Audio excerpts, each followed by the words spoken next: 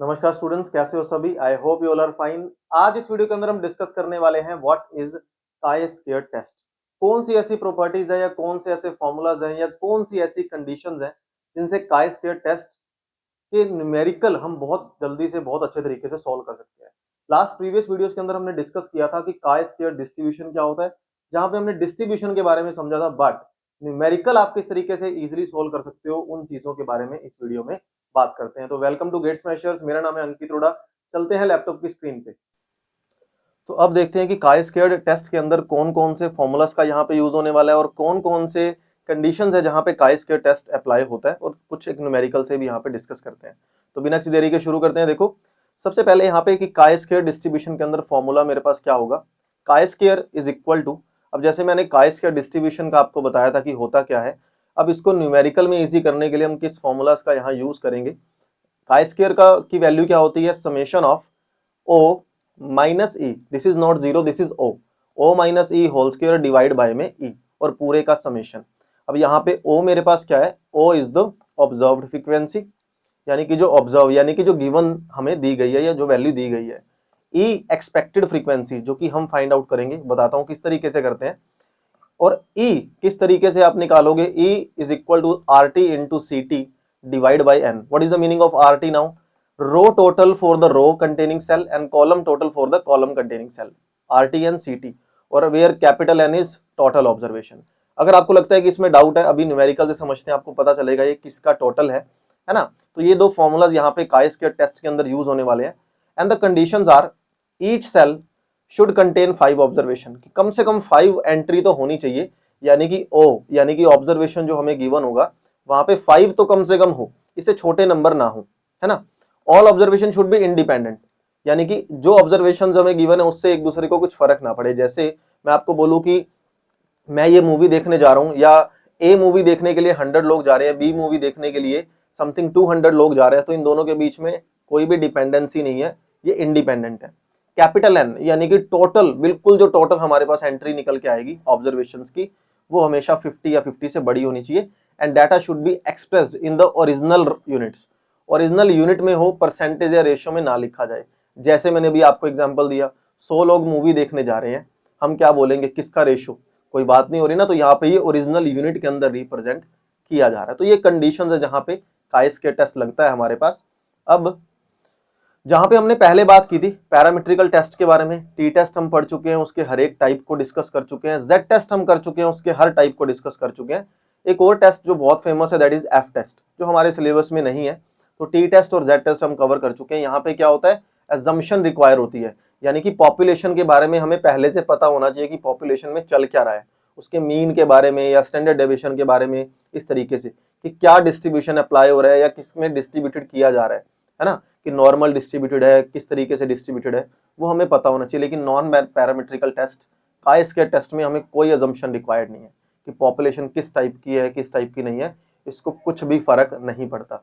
अब देखते हैं कि एक्चुअली में फॉर्मूला अप्लाई किस तरीके से होता है, एक क्वेश्चन से डिस्कस करते हैं। देखो यहाँ पे नाउ एक क्वेश्चन मैंने आपके सामने यहाँ शो किया है। कहता है, सबसे पहले क्वेश्चन को समझते हैं। कहता है, इन anti malarial campaign in India, quinine was administered to 500 persons out of total population of 2000। ठीक है, यहाँ पे क्या कह रहा है, 500 लोग हैं आउट ऑफ 2000 पॉपुलेशन में से, और क्विनिन किया गया इन शॉर्ट मलेरिया के टेस्ट के लिए या मलेरिया की सॉल्यूशन के लिए या इलाज के लिए। The number of the fever cases is shown, treatment quinine दिया गया या क्विनिन नहीं दिया गया। फीवर आया 20 को और यहाँ फीवर आया 100 को। फीवर नहीं आया 480 एंड 1400। तो ये हमें डाटा गिवन है, ये दे रखा है ट्रीटमेंट, कि इस ट्रीटमेंट से कितने लोगों को फीवर आया या कितने लोगों को फीवर नहीं आया। जिनको क्विनिन किया गया तो 20 लोगों को फीवर आया, 480 को नहीं आया। यहाँ पे बिना क्विनिन वाले 100 लोगों को फीवर आया और 1400 को फीवर नहीं आया। अब ये मेरे पास डाटा गिवन है। अब यहाँ पे ध्यान से देखो कि हमारे पास नंबर ऑफ जो ऑब्जर्वेशन है, क्या ये 5 से बड़ी है, बिल्कुल बड़ी है। तो नंबर ऑफ ऑब्जर्वेशन अगर 5 से बड़ी है, इसका मतलब यहाँ पे हम कंडीशन लगा के जा सकते हैं। अब एक चीज और, सबसे पहले किस तरीके से वैल्यूज को फाइंड आउट करोगे या किस तरीके से वैल्यूज को निकालोगे, हम यहाँ पे यूज करेंगे एक्सपेक्टेड वैल्यू का। हम यहाँ पे किसका यूज करेंगे, एक्सपेक्टेड वैल्यू, इसको मैं E1 से शो कर रहा हूं और इसको मैं E2 से शो कर रहा हूं, ठीक है। यहां पे भी इसको 1 और 2 दिखा देते हैं। तो इस डाटा को अब मेरे पास क्या बोला जाएगा, E11, ये हो जाएगा E12 और ये हो जाएगा E21 और ये हो जाएगा E22, ठीक है। तो ये मेरे पास एक तरह से कह सकते हो कि रोज हो गई और ये मेरे पास क्या हो गए, कॉलम हो गए। तो फर्स्ट रो फर्स्ट कॉलम। अब एक्सपेक्टेड का मतलब यहां पर क्या निकल करके आया, अभी मैंने आपको फॉर्मूला बताया। एक्सपेक्टेड का मीनिंग क्या है, एक्सपेक्टेड का मीनिंग है ये RT into CT divide by N। अब इसका मतलब क्या हुआ सर, अब इसका मतलब बड़े ध्यान से समझेंगे। RT यानी कि इस वाली रो के अंदर हम इसका कह रहे हैं ना, इसके अंदर इसका जो टोटल है, पहले टोटल लिखते हैं। 20 एंड 480 यहां कितना हो जाएगा 500, ये 100 एंड 1400 कितना हो गया 1500, और बिल्कुल एग्जैक्ट टोटल मेरे पास कितना हो गया 2000। और अगर कॉलम वाइज हम करें तो 120 और कॉलम वाइज यहां पे करें तो 1880। ये मेरे पास डाटा निकल करके आ गया। अब देखो यहां पे क्या कहता है, RT इंटू CT, यानी कि अगर मैं इसकी एक्सपेक्टेड वैल्यू निकाल रहा हूं तो इसकी RT रो में टोटल कितना है 500, कॉलम में टोटल कितना है 120, तो क्या हो जाएगा 500 इंटू 120 और डिवाइड बाय में N यानी कि 2000। तो आंसर मेरे पास क्या निकल के आया, आंसर आ गया 30। तो यानी कि इसकी एक्सपेक्टेड वैल्यू क्या निकल गई, 30 निकल गई। E11 30 निकल गया। अगर हम इसकी एक्सपेक्टेड वैल्यू की बात कर रहे हैं तो क्या होगा, रो का टोटल कितना है 500, कॉलम का ये हो जाएगा 500 इंटू 1880 डिवाइड बाय मेरे पास कितना हो जाएगा टोटल, यानी कि 2000। तो जीरो कट बाय जीरो, यहाँ पे आ गया 2 9 जा और 2 4 जा, तो आंसर आया 5 चौके 20, 2 45 और 2 470। तो ये एंट्री कितनी हो गई, एक्सपेक्टेड वैल्यू 470। अब इधर आ जाओ 100, अगर हम इसका कर रहे हैं तो इसकी रो का टोटल कितना है 1500 और कॉलम का 120, तो 1500 इनटू में 120 डिवाइड बाय में 2000। क्लियर। तो जीरोस कट बाय जीरोस, ये हो जाएगा 2 6 15 6 कितना हो गया 90। तो यहाँ पे एंट्री कितनी आ गई 90 की आ गई। इसका एक शॉर्टकट भी है, वो भी बताता हूं मैं आपको। अब यहाँ पे देखो इसके एक्सपेक्टेड वैल्यू के लिए ये हो गया 1500 इंटू 1500, 1 सेकेंड इसको रब कर देते हैं, तो ये आ जाएगा 1500 multiplied by 1880 divide by total. तो जीरोस कट बाय जीरो हो गई, ये हो गया 2 9 जा 2 4 जा, तो ये मेरे पास एंट्री निकल आएगी 94 मल्टीप्लाइड बाय 15। तो आंसर आ गया 5 चौके 20, 2 9 5 45 470 इंटू दिस 94, तो 0 11 1410। तो ये मेरे पास इसका आंसर निकल करके आ गया। क्लियर। अब ये मेरे पास सारी की सारी इसकी क्या हो गई, एंट्रीज हो गई।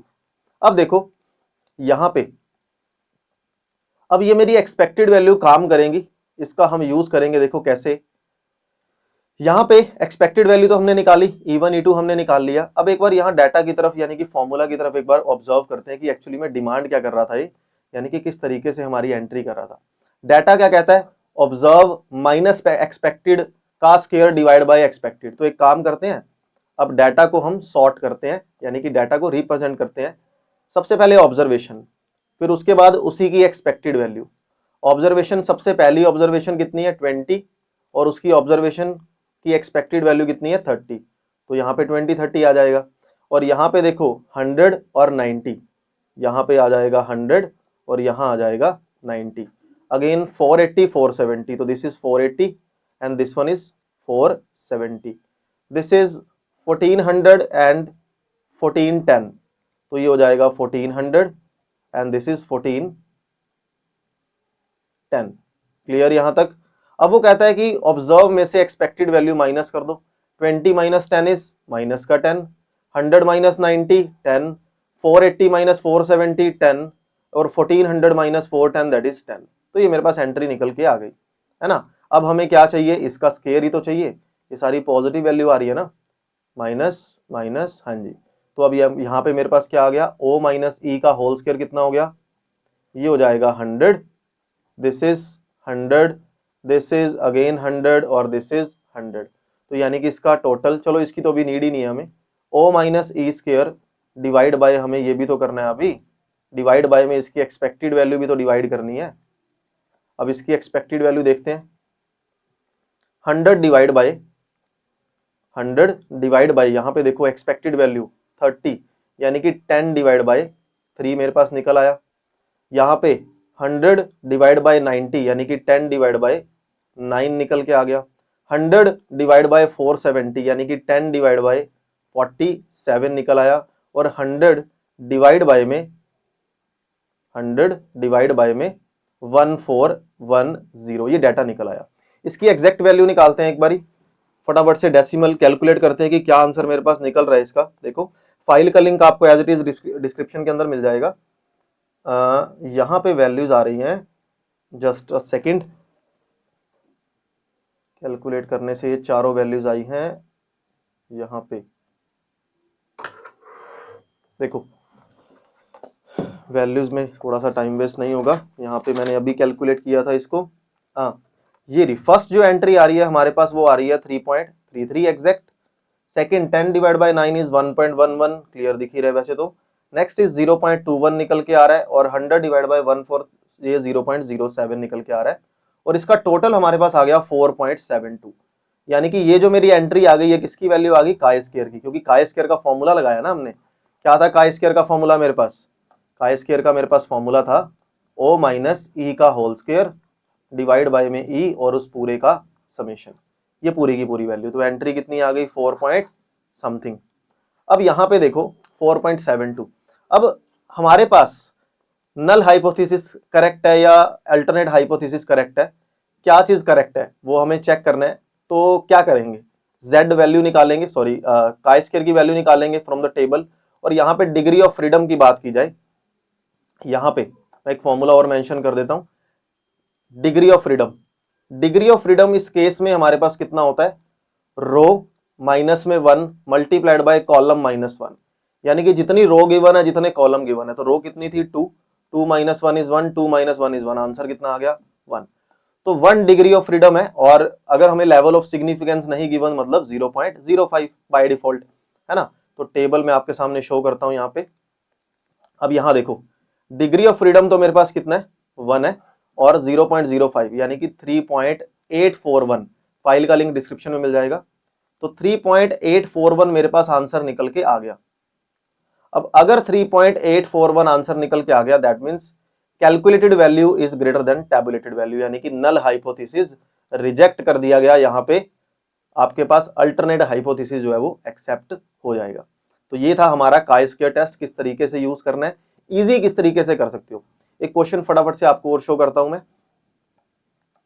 नाउ। अब जैसे ये क्वेश्चन दिया हुआ है हमें, देखो एग्जांपल दे रखा है अल्फा की वैल्यू यानी कि लेवल ऑफ सिग्निफिकेंस यहाँ पे 0.95 है। हमें कह रहा है कि यूज, जैसे फॉर एग्जांपल मेडिसिन का यूज किया जा रहा है। अब मेडिसिन वो टेबल फॉर्म में यूज करेगा, आपके पास जो है वो क्या कहते हैं, मेडिसिन के दो वेरिएंट दे रखे हैं, इसने एक दे रखा है कैप्सूल और एक दे रखा है आपके पास टैबलेट, सॉरी, है ना। तो टैबलेट फॉर्म में यूज करेगा या कैप्सूल में यूज करेगा, हाँ या ना का हमें डाटा गिवन है ओनली, दैट इज यहाँ पे देखो 70, 90, 22 एंड 20। अब मैंने आपको एक चीज बोली कि इसको निकालने का एक शॉर्टकट भी है। मान लो आपने ये एंट्री निकाल ली 30, हमने सारी मल्टीप्लीकेशन की थी ना, इसको थोड़ा सा इजी भी कर सकते हो। कैसे करोगे, ये 30 निकाल लिया, एक काम करो इस 120 टोटल में से 30 माइनस कर दो, 90 आ गया। समझ आया, इसमें से ये वैल्यू माइनस कर दो, हमारे पास क्या निकल के आ गया 90 निकल करके आ गया। अब यहाँ पे मेरे पास क्या आया 470, ये 1880 में से 470 माइनस कर दो, ये आ जाएगा।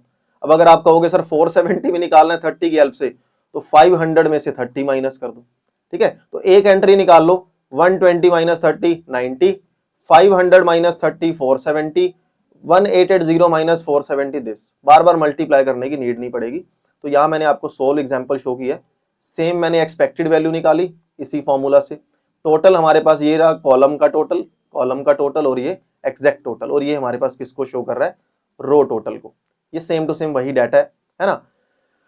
नल हाइपोथेसिस कहती है कोई कनेक्शन नहीं है, टैबलेट फॉर्म के अंदर है, टैबलेट फॉर्म के अंदर है या कैप्सूल के अंदर है। और H1 कहता है कि कनेक्शन है कहीं ना कहीं, यानी कि कुछ ना कुछ डिफरेंट भी हो सकता है। तो अब यहाँ पे क्या किया हमने, ऑब्जर्व वैल्यू देखी, इसकी एक्सपेक्टेड वैल्यू को पुट किया, ओ माइनस सी किया, ओ माइनस सी होल स्क्वायर किया, डिवाइड बाय ए किया, एंट्री आ गई 0.859। कैलकुलेशन इज योर पार्ट कर लोगे ना, ये तो एग्जांपल मैंने समझाने के लिए शो किया आपको। तो काई स्क्वायर की वैल्यू आ गई 0.859, लेकिन हमारे पास लेवल ऑफ सिग्निफिकेंस क्या था, लेवल ऑफ सिग्निफिकेंस यहाँ गिवन था 0.95। तो डिग्री कितनी हो गई, वही 1 डिग्री होगी, क्योंकि 2 ही रो है 2 ही कॉलम है। तो 1 डिग्री पे, यानी कि 1 डिग्री ऑफ फ्रीडम पे, 1 डिग्री ऑफ फ्रीडम पे 0.95 यानी कि 0.004। तो 0.004 यहां पे आ गया, इसको ठीक कर लेंगे 0.004। तो क्या कैलकुलेटेड वैल्यू हमारी ग्रेटर है as compare to the tabulated value? तो लेस की बात तो हुई नहीं, इसका मतलब हमारे पास क्या हो गया, एक सेकेंड, यहाँ पे 0.04 आ रहा है ना, 0.004, हाँ जी। तो expected value, sorry tabulated value हमारे पास क्या हो गई, छोटी होगी as compare to calculated value पे, यानी कि नल हाइपोथेसिस हमारे पास क्या हो जाएगा, रिजेक्ट हो जाएगा। तो यस कनेक्शन है, H1 एक्सेप्ट हो जाएगा, इसको वो कर लो, ये नो कनेक्शन नहीं, यहाँ पे कनेक्शन है, यानी कि H1 एक्सेप्ट हो रहा है। ठीक है, H1 मेरे पास एक्सेप्ट हो गया, क्योंकि कैलकुलेटेड वैल्यू जब भी कम होती है टैबुलेटेड वैल्यू से हम एक्सेप्ट करते हैं, नहीं तो नहीं, यहाँ पे ज्यादा आ रही है। तो आई होप आपको एग्जाम्पल अच्छे से क्लियर हुए होंगे। ठीक है, यहाँ पे हमने बात की काई स्क्वायर टेस्ट के बारे में कि किस तरीके से आप अप्लाई करके जा सकते हो। तो अगली वीडियो के अंदर हम कुछ नया सीखेंगे, सेम टाइम सेम जगह अगले दिन। Have a good day to all of you, bye bye bye.